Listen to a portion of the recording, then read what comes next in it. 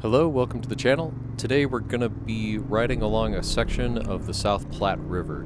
So there's a great gravel road that travels a pretty good length of the river called Platte River Drive. And so we're going to pick that up, ride it for a section, and along the way we'll make a few stops at points of interest or as things come up to explore. The video is a little bit different. I'm going to be doing a little more with post-processing voiceover work like I am now. The reason for that was I was having all kinds of mic trouble today, so a lot of times my helmet mic was just not coming through clearly, and at other times my engine mic was cut out entirely and had issues there, so still troubleshooting some of that, but we'll supplement as we need to, and let's get underway.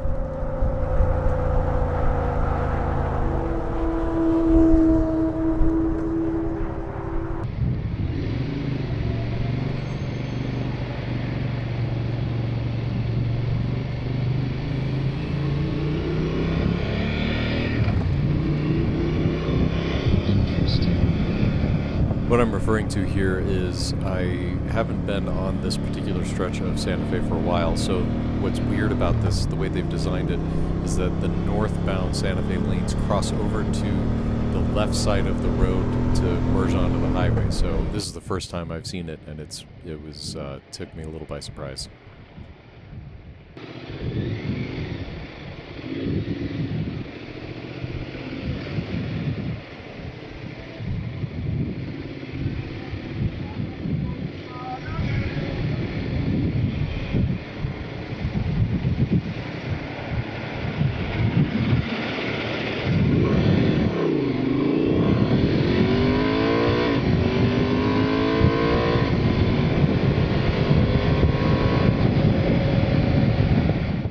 Here as we ride south on Santa Fe Drive, we're just about halfway between Littleton and Castle Rock. We're coming across a small community that might not look like much at first glance, but it actually has a remarkable history. This is Louviers, one of Colorado's best preserved company towns. The story starts back in 1906, when DuPont purchased this land, once part of the Jones Ranch, to build a dynamite works. Originally it was called Toluca, but the name was changed in 1907 to Louviers, after a French town where the DuPont family was originally from. By 1908, the plant was producing dynamite, and the village you see around you began to take shape. As we ride into town, you'll notice there's the simple grid of houses. DuPont built three main districts here. The triangle, or flats, was for entry-level workers. The quadrangle offered larger homes for senior employees, and Capitol Hill, just up the rise, housed managers and the company doctor. Early on, the houses were known only by number. There were no street names and no driveways until garages were added later. Continuing south through the heart of town, we're passing by the Louviers Village Club, one of the most important buildings here. Built by DuPont, it had a theater, bowling alley, and meeting rooms, and it still serves as a library and community space today. The bowling alley inside is the oldest in Douglas County, and the building itself is listed on the National Register of Historic Places. While the town looks peaceful, Louviers was once the center of Colorado's industrial power. The plant here produced nearly 600,000 pounds of dynamite per month in its early years, and later more than 2 million pounds monthly. Explosives from this site were used in Colorado mining and in building landmarks like the Pikes Peak Highway, the Eisenhower-Johnson Tunnel, and the Glen Canyon Dam. Here coming up on the right is the Faith Evangelical Free Church. Didn't always used to be that. Historically, it was the Louviers Community Presbyterian Church. It was built in 1927. Interestingly, it was the only building in town that was not constructed by DuPont itself, but rather a community effort, mostly by the employees. In 1962, DuPont began selling off these homes to employees, donating parks to the county, and pulling back from daily town life. Dynamite production ended in 1971, though the plant kept operating well into the 1980s, making other explosives like PETN. Today, fewer than 300 people live here in Louviers, but the town still stands, a quiet neighborhood with an explosive history. Well, that concludes our little detour through Louviers, so let's get back to the ride. I think I'm actually going to take the side road here, take the scenic route. A little bit slower, but get to drive through Sedalia, another cute town along Highway 85.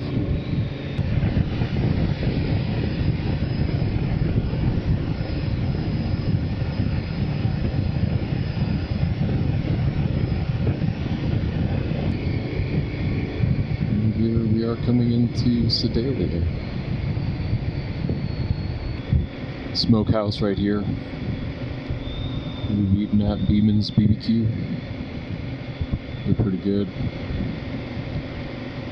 I'm gonna pull off real quick and check my gear here. And put it on hold, and here we go.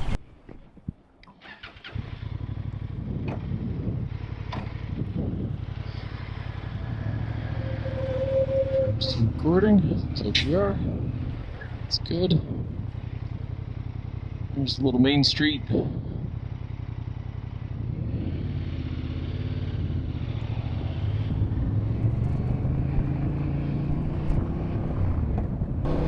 It's actually a great way to get down to Colorado Springs if you want to go away to I-25 and take the scenic route.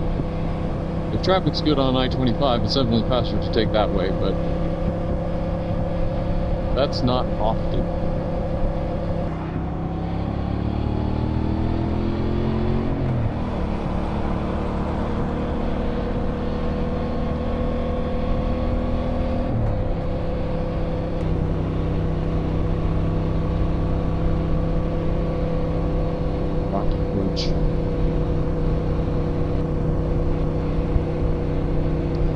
I don't know why, but that hillside right there just feels so much like it's fake. And it's fake in the sense that, like a model train set fake.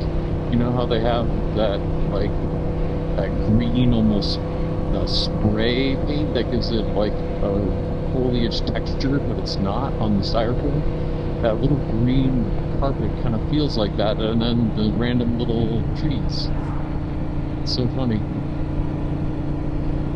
It feels so much like that to me. With all the recent rain the last few days, I think I'm gonna take it easy, make sure I don't hit gravel or washout. That is. Joe and Post here to give a little more information. So this is the old Woodbine Ranch. It was built in 1915. It began as a rustic lodge, but apparently soon earned a notorious reputation during Prohibition. Locals whispered about speakeasies, gambling, and brothels here, and even visits from Chicago mobsters like Louis Two Gun Altry and Dino Banyan. By the 1950s, it was converted into a Christian camp, and today it's the Woodbine Ecology Center. So it went from mob hangout to community retreat to ecology center. So there you go.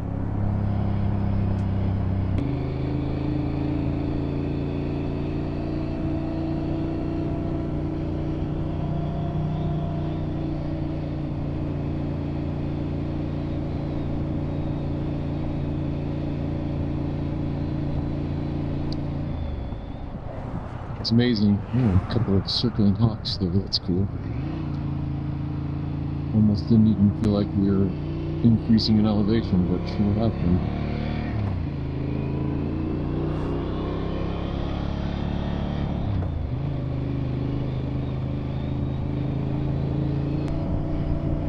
Like National Forest.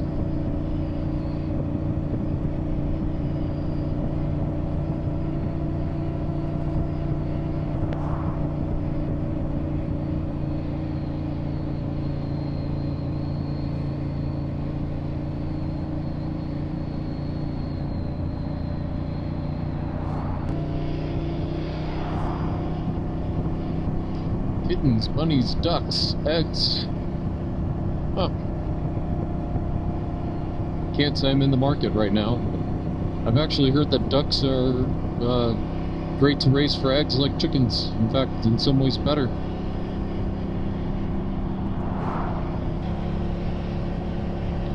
The cemetery up there. Private property. Looks like the Indian Park School. I'm kind of curious about that. I'm gonna go check it out.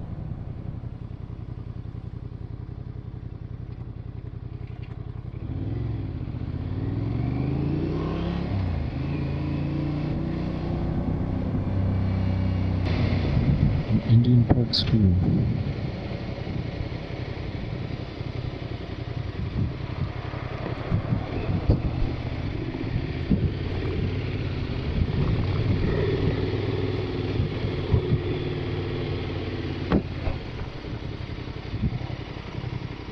not on private property.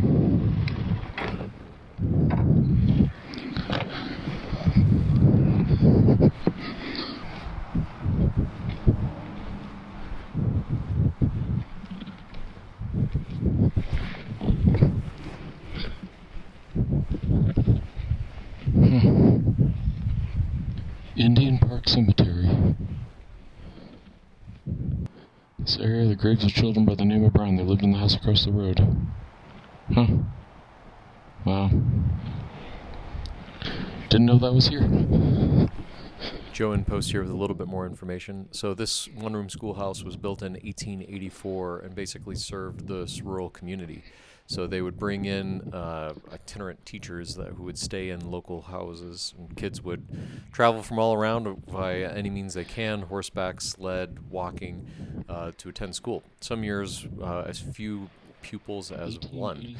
So anyway, this cemetery also was a family pioneer cemetery, as apparently was kind of common back in the day.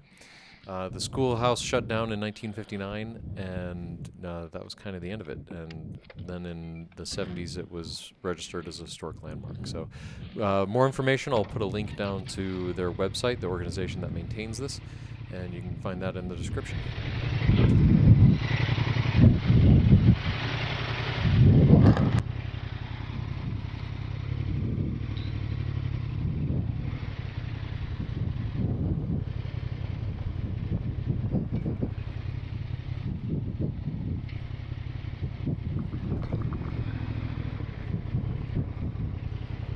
Okay.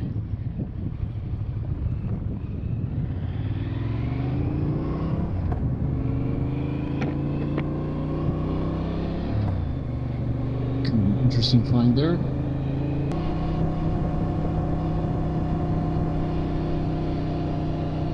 Rampart Range Road, that's another one that is on my list.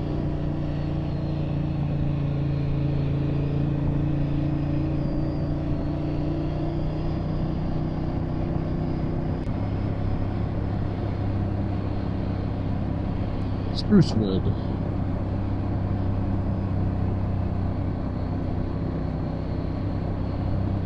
Continue along Pine Creek Road.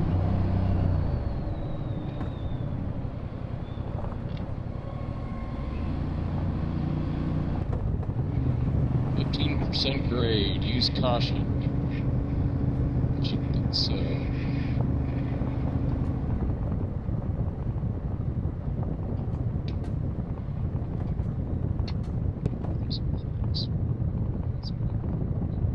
Look at this. I don't know if you get a sense of this.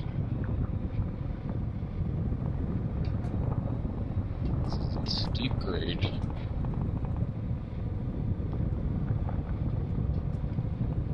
Cool big rocks. Look at this.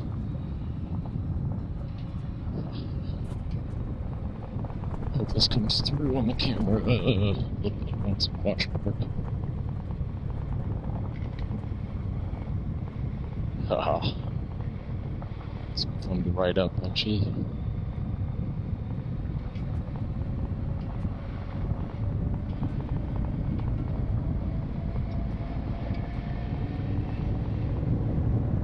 That's cool.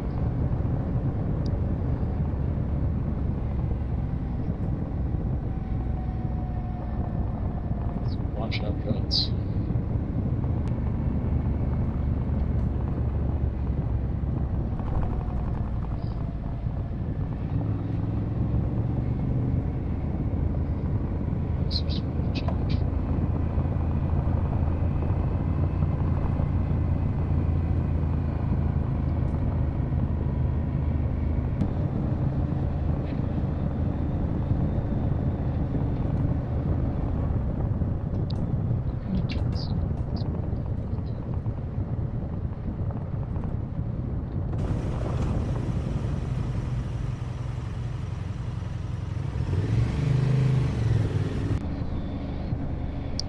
In case of flooding, go to higher ground. Yeah. Seems like good advice. Sit by the river for a few minutes.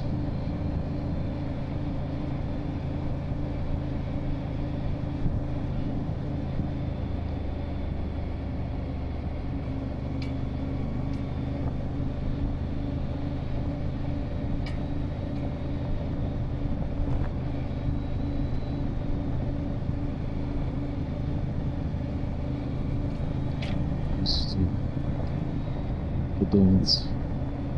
It's pretty smart.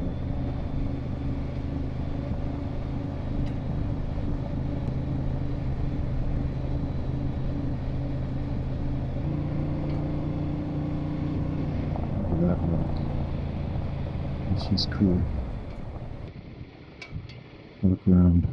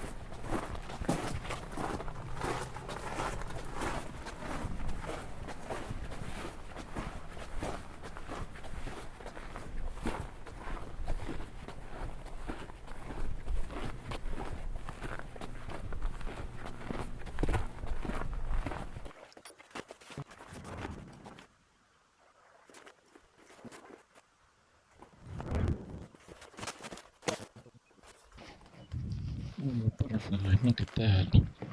Wow.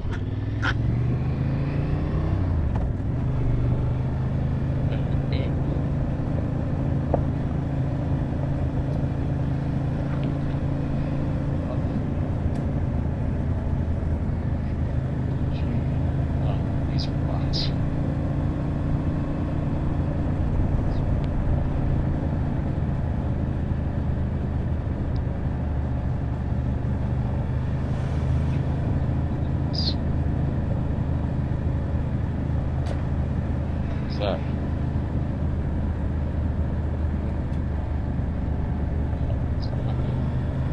Last.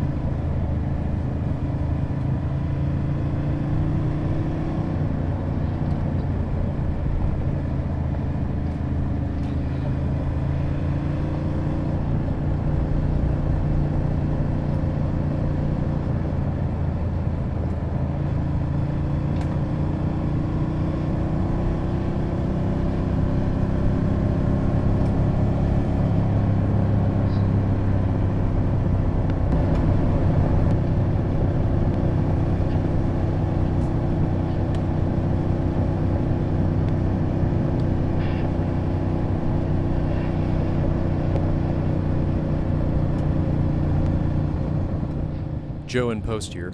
We're coming up to the confluence of the South Platte River and the North Fork of the South Platte. And just around the bend here, there's this weathered old building that has kind of an interesting story. It's the South Platte Hotel. It was built in 1887 by Charles and Millie Walbrecht as a stop for stagecoaches and the South Park Railroad. Quiet Spot was once the center of a tiny mountain community, post office, saloon, and all, and about 40 residents. But in 1912, tragedy struck. A stage driver named Ed Smith, furious that he believed the Walbrechts had helped his wife leave him, stormed in with a gun.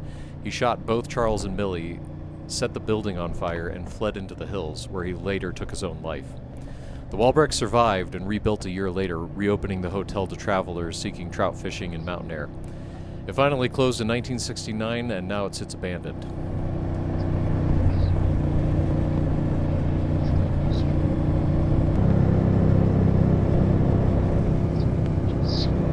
Donkey.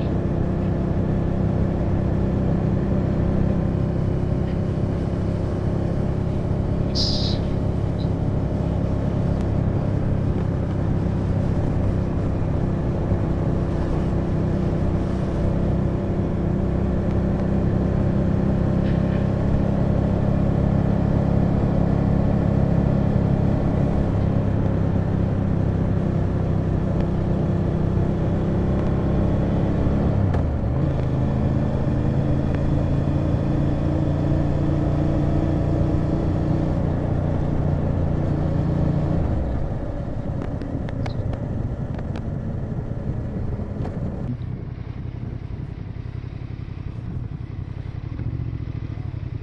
Wow, look at that view. Turn around.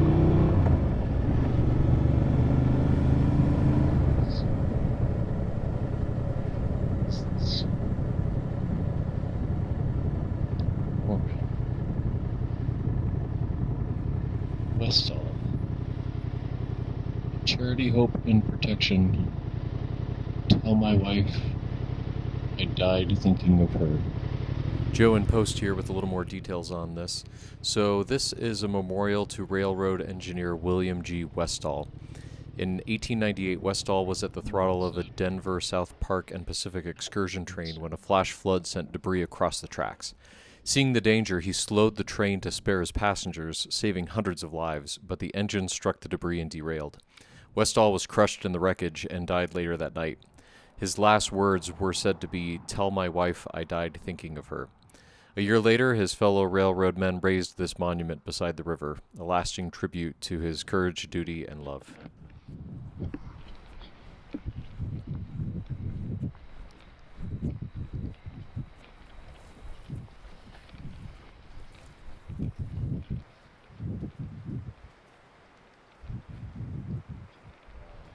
Wow.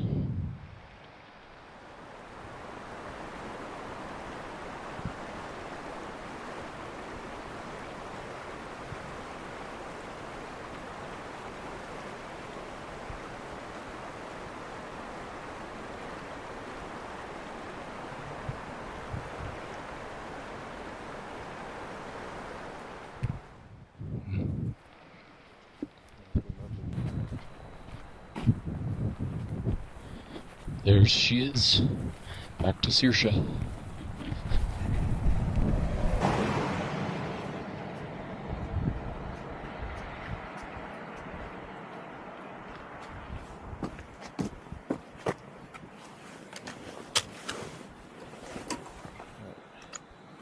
Better get going home.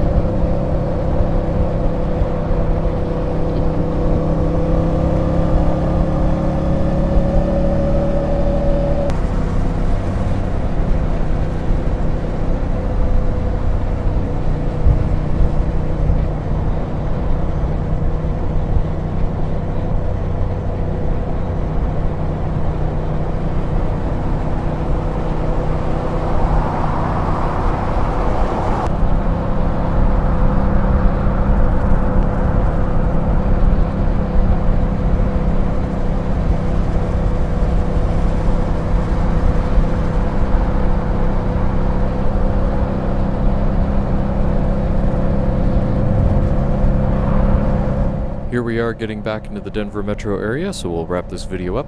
If you liked it, please like and subscribe. That'll help me continue to make content like this, and look forward to seeing you in the next video.